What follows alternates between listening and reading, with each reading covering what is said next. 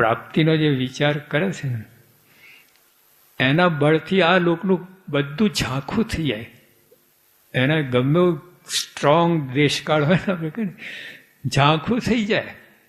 હા, જેમ ગુણાતન સ્વામી કહ્યું કે નિષ્ઠાની વાત કરી કે નિશ્ચયનું બળ 2000 બક્તરિયા હોય એની વચ્ચે તમે ચાલતા હોય તો બીક લાગે, કાંકરો વાગે ને બીક લાગે.